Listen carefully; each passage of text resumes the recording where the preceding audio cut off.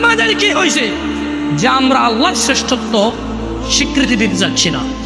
তিনি শ্রেষ্ঠ, ক্ষমা করবে, বৃষ্টি দেবে, সম্পদ দেবে, সন্তান দেবে, মরে গেলে জান্নাত দেবে।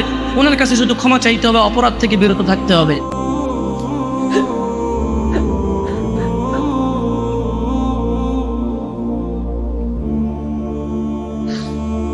দাড়ি কাটলে গুনাহ, কেউ যদি বলে যে দাড়ি কাটলে সমস্যা নাই, গুনাহ নাই, তখন যায় সে কুফরি করবে, আদারওয়াইজ কুফরি হবে না, তার গুনাহ হবে।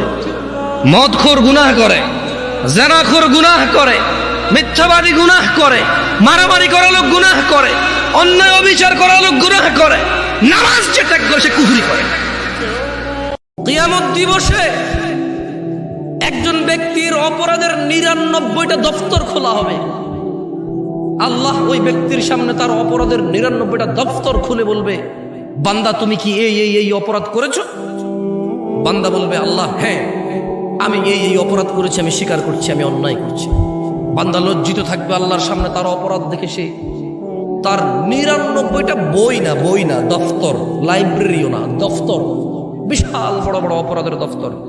ও আপনি বলছেন জামশেদ ভাই ৬০ বছর জীবনে এত অপরাধ? আরে ভাই আপনি না ৬০ বছর বাঁচেন, নূহ আলাইহিস সালাম ৯৫০ বছর শুধু দাওয়াত দিয়েছে, তাহলে উনি কত বছর বাঁচছেন, উম্মত কত বছর বাঁচছেন? বুঝাইতে পারি নাই মনে হয়। আপনি নিজের ১০০ বছর জীবন, শুধু কি বিচার আপনার হবে, নূহ আলাইহিস সালামের উম্মতের হবে না? কি নূহ আলাইহিস সালামের উম্মতের বিচার হবে না? আদম আলাইহিস সালামের উম্মতের বিচার হবে না? মুসা ঈসা আলাইহিস সালাম আজমাইনের উম্মতের বিচার হবে না?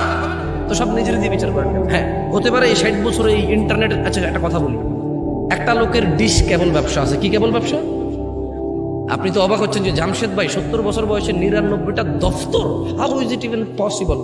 একটা মানুষ ৬০ বছরে কয়বার জানা করতে পারে, কয় গ্যালন মদ খেতে পারে, কয় কোটি টাকা সুদ খেতে পারে, ঠিক না? আপনি এরকম চিন্তা করতেছেন, ঠিক না? ধরে নেন তো একটা সুদী ব্যাংকের মালিক, যে সুদী ব্যাংকটা প্রতিষ্ঠা করছে আরো ২০ বছর আগে, তার ব্যাংকে প্রতি মাসে ৫,০০০ কোটি টাকার লেনদেন হয়।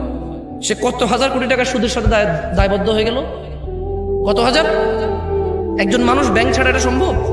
নাহলে ২০ লাখ টাকা আছে, অমুকের ২ লাখ, অমুকের ১ লাখ, তমুকের ১ লাখ, শতে ১০ টাকা, শতে ২০ টাকা করে খাইলো, নাহলে এটা হলো। কিন্তু এই যে দেখছেন সুদ কি পরিমাণে গেছে একজনের, যে